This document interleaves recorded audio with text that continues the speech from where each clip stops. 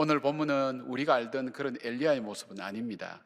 엘리야는 단독으로 그 권세 있는 왕 앞에 나타나서 담대하게 하나님 말씀을 외치고, 그리고 자신이 예, 다른 선포가 있지 않는 한 비가 오지 않을 것이라는 그런 이야기를 왕 앞에 할 수 있었고, 그리고 그가 또 갈멜산에서 그 당시에 막강한 세력을 가지고 있던 바알과 아세라 선지자 850명과 대결해서 당당하게 승리를 하고, 그리고 그가 또 갈멜산 꼭대기에 올라가서 엎드려서 기도하며 3년 6개월 동안 오지 않던 그 비를 내리던 그런 당당하고 용기 있고 멋있는 그런 엘리야의 모습은 아닙니다. 오늘 엘리야는 먼 길 광야로 도망가서 그는 로뎀나무 아래에서 하나님 앞에 죽기를 구하는 정말 바닥을 헤매고 있는 것을 우리는 오늘 본문에서 보게 됩니다. 어떻게 한순간에 이렇게 사람이 변할 수 있을까? 이렇게 달라질 수 있을까? 그러나 그런 의문에도 불구하고 그것이 어쩌면 오늘을 살아가는 저와 여러분의 모습은 아닌지 모르겠습니다.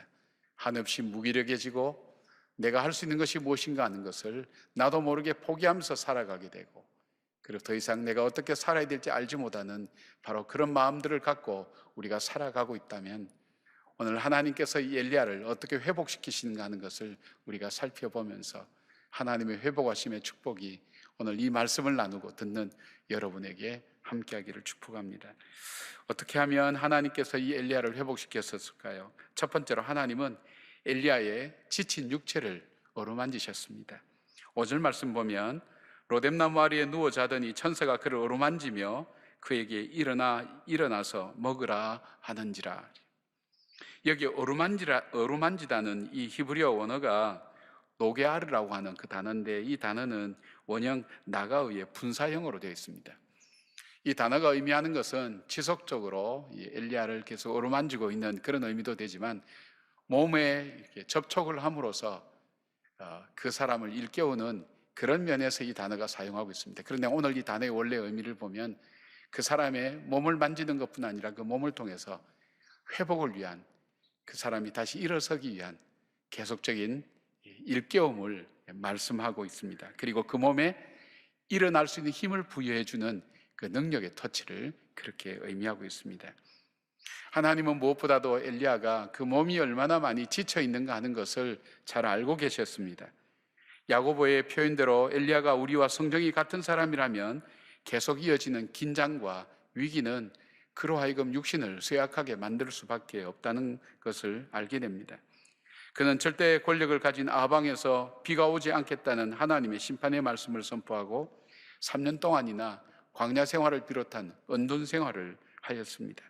그리고 숫자적으로 절대적인 열세인 바알과 아세라 850명과 싸워서 승리하기도 했고, 또 갈멜산 꼭대기에 올라가서 7번씩이나 간절히 기도하고 아합이 마차로 가는 그 길을 그는 달려서 먼저 갈 정도로 육신이 쇠약해질 대로 그는 최선을 다해서 달려왔던 것이 됩니다. 게다가 이세벨의 협박을 받고 도망쳐서 혼자 광야로 들어가서 로뎀나무 아래에 지금 지쳐서 쓰러져 있는 모습을 봅니다. 육체적으로 탈진을 한 것과 마찬가지입니다.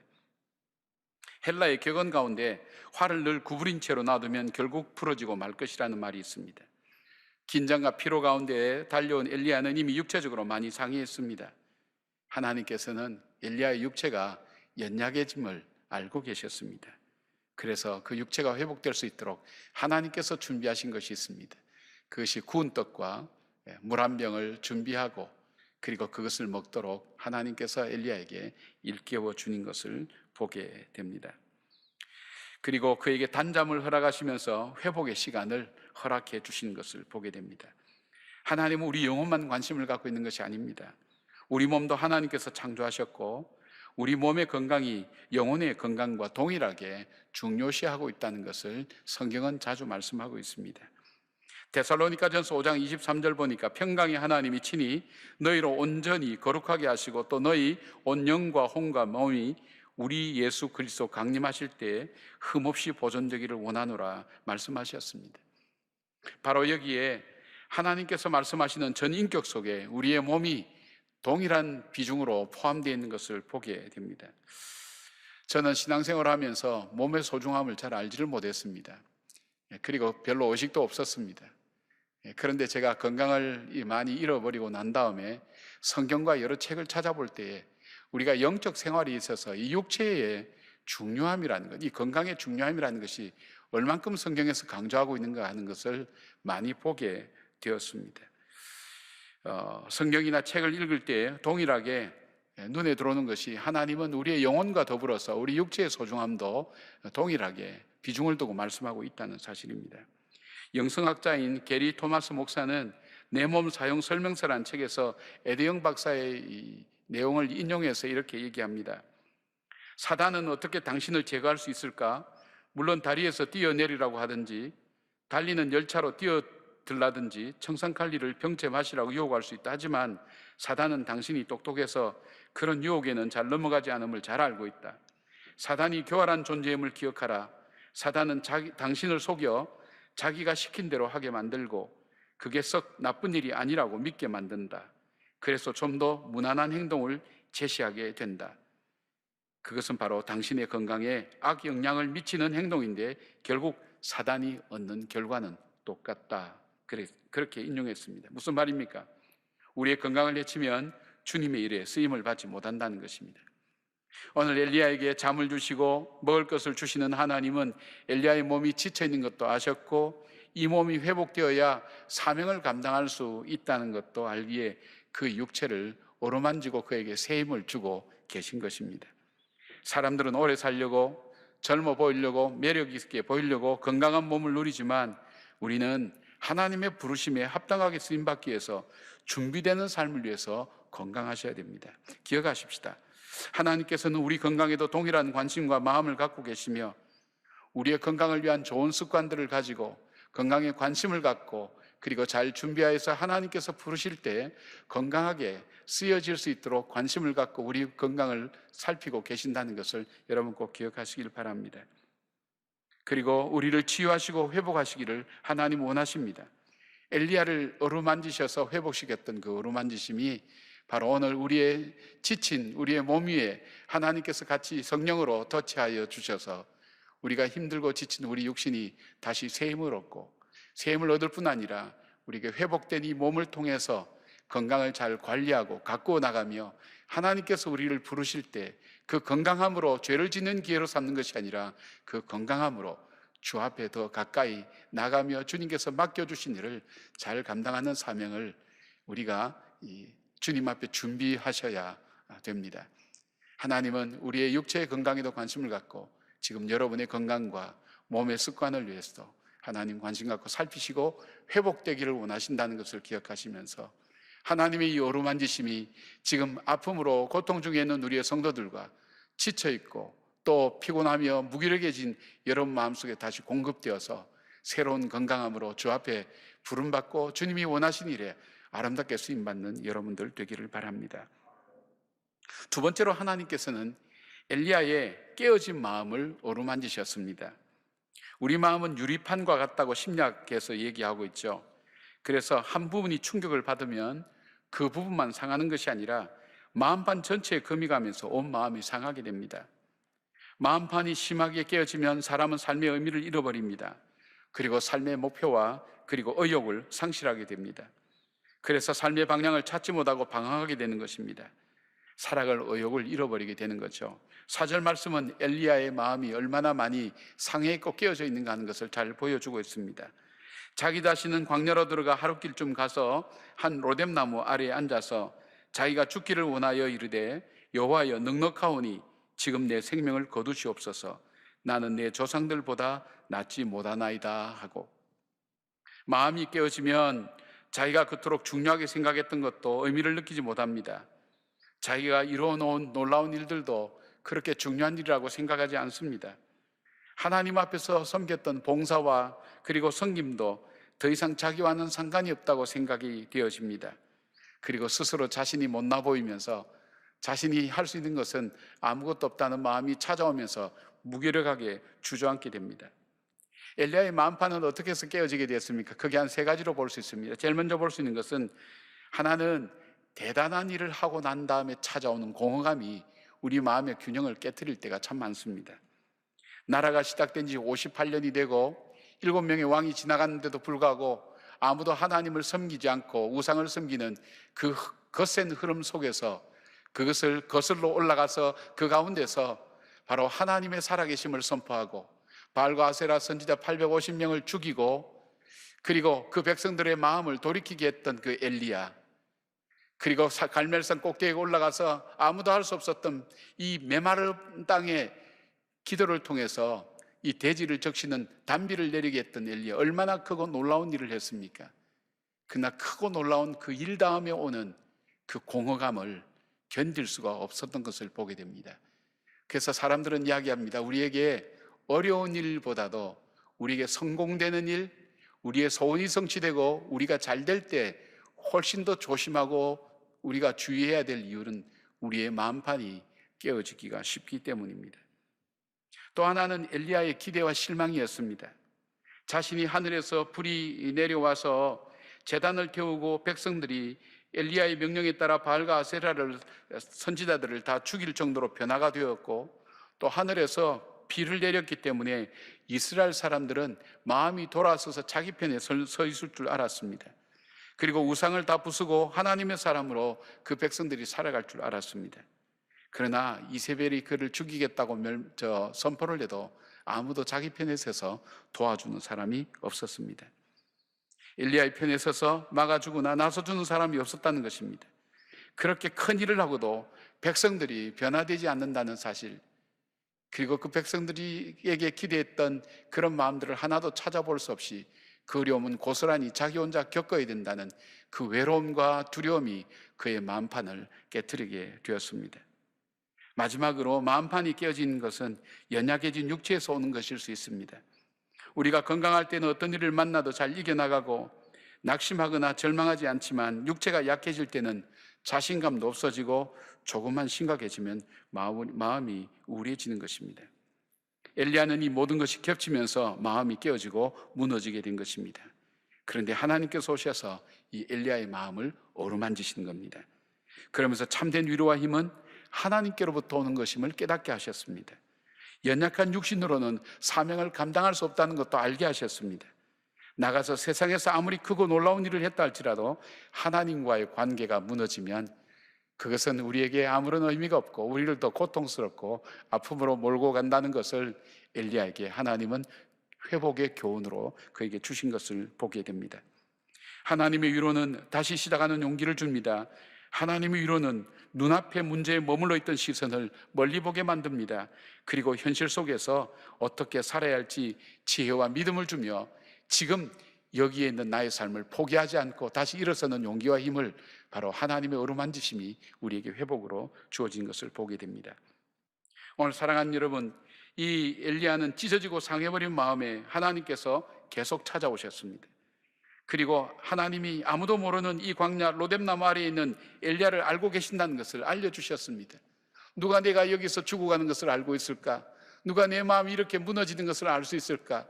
나는 이 세상에 혼자밖에 없구나. 그리고 여기서 혼자 쓸쓸히 죽어가는구나. 더 이상 나는 일어날 기력이 없다는 것, 하나님은 보고 계시고 알고 계시고 그리고 찾아오셔서 엘리야를 어루만지시면서 그의 마음을 회복시켜 주셨습니다.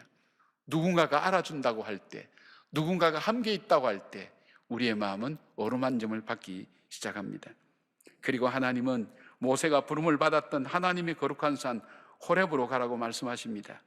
엘리야를 향한 하나님의 기대와 엘리야가 해야 될 일이 있다는 것을 하나님께서 말씀해 주시면서 그에게 하나님의 소망을 불어넣습니다.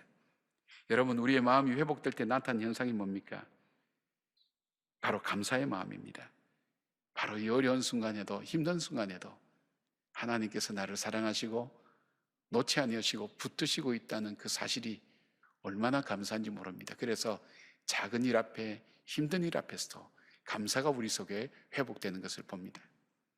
그리고 또 하나 우리에게 회복되는 것이 있다면 문제만 갇혀있던 우리의 시선이 다양한 문제를 보게 되고 다양한 현상을 보게 되고 그리고 무엇보다도 나 자신의 현재의 위치를 보는 지혜가 생겨나게 됩니다.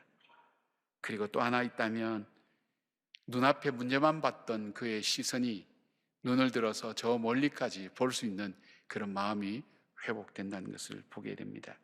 이것이 바로 만델라에게 주신 회복의 마음이었습니다. 엘리야에게 주신 위로였습니다.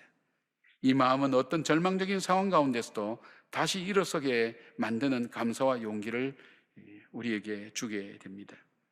하나님은 우리를 아십니다. 우리는 안고 서는 것을 아신다 그랬습니다.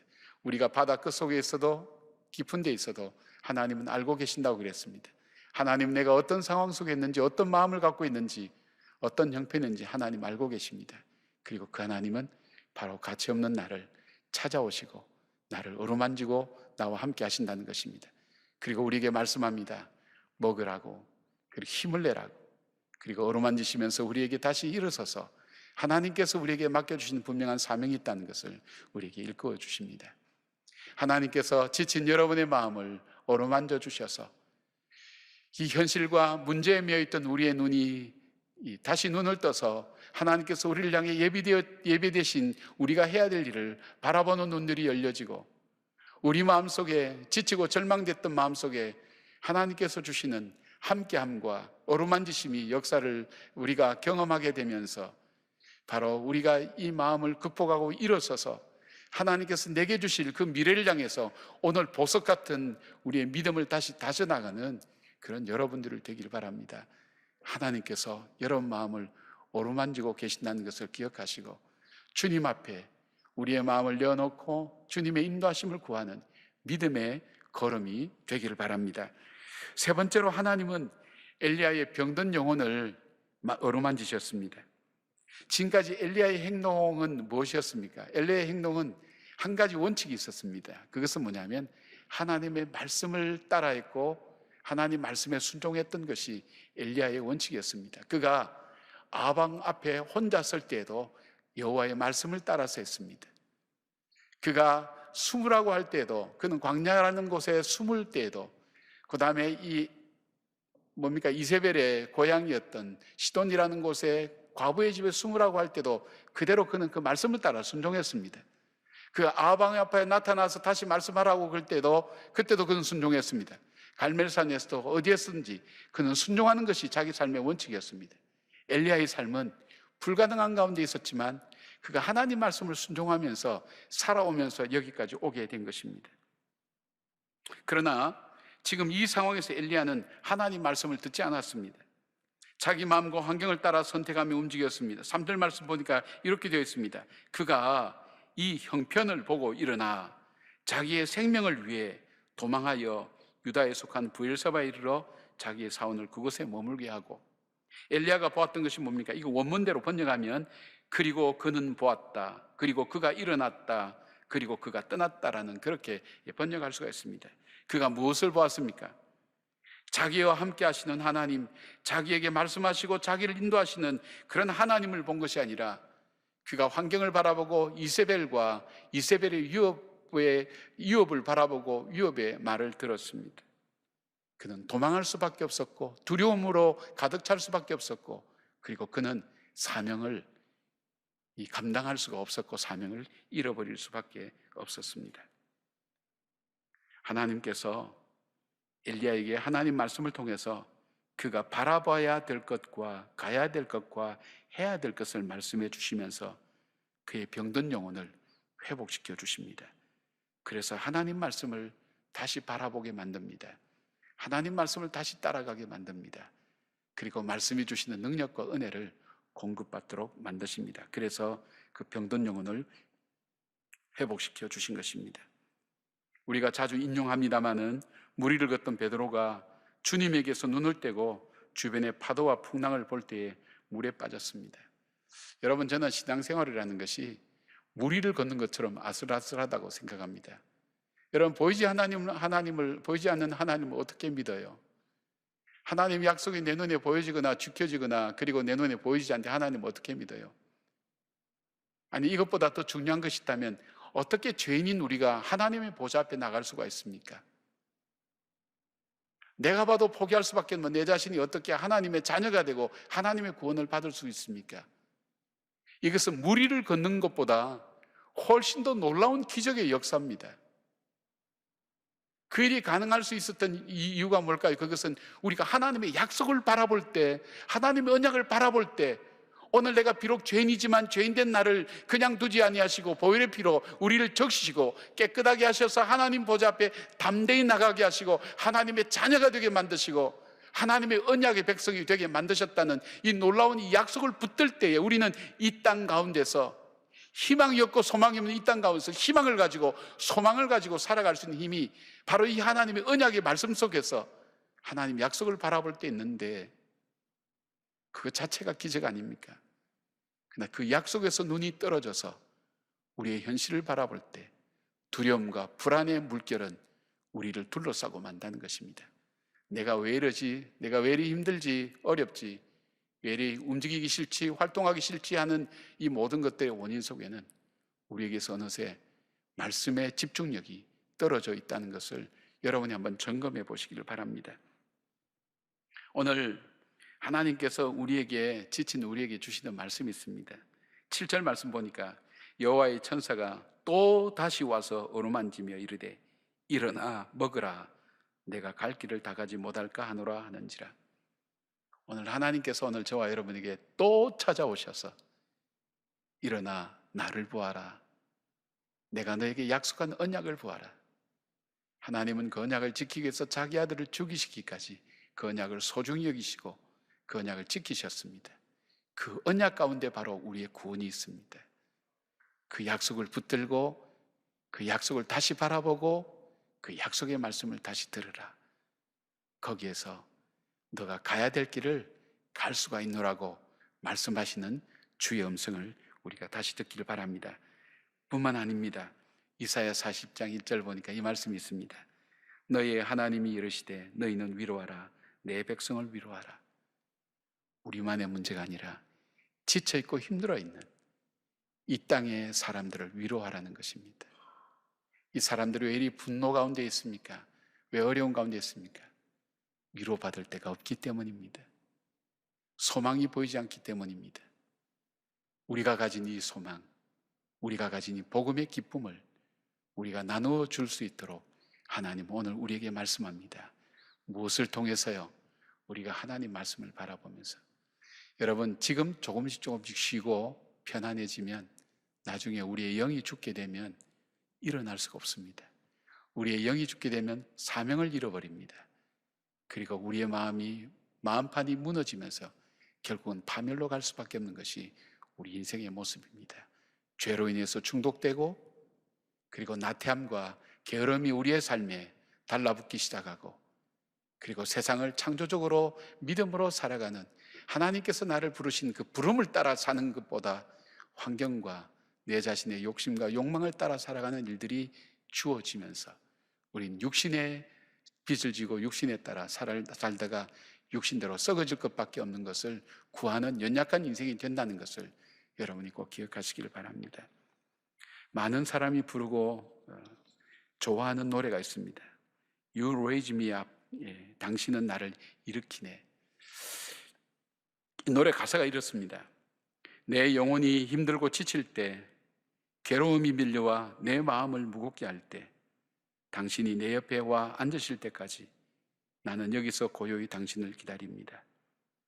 당신이 나를 일으켜 주시기에 나는 산에 우뚝 서 있을 수 있고, 당신이 나를 일으켜 주시기에 나는 폭풍의 바다도 건널 수 있습니다. 당신이 나를 떠받쳐 줄 때에 나는 강인합니다. 당신은 나를 일으켜 세우셔서 나보다 더 큰 내가 되게 하십니다. 하나님의 말씀입니다. 하나님의 말씀을 통해 오늘도 우리를 어루만지시는 하나님의 은혜가 여러분 가정과 여러분 마음과 여러분 육체와 여러분 영혼을 다시 소성케 하는 주의 역사로 나타나며 여러분 삶 속에 새로운 용기와 힘을 가지고 먼 미래를 바라보며 우리에게 남겨주신 주님의 일들을 위하여 오늘을 잘 준비하는 이 역경과 고난과 시련을 통해 아름다운 연단을 통해서 금처럼 정금처럼 나오는 하나님의 사람이 되어서 하나님 부르실 때 마음껏 쓰임받는 영적으로 단련되는 귀한 주님의 백성 되기를 진심으로 축복합니다.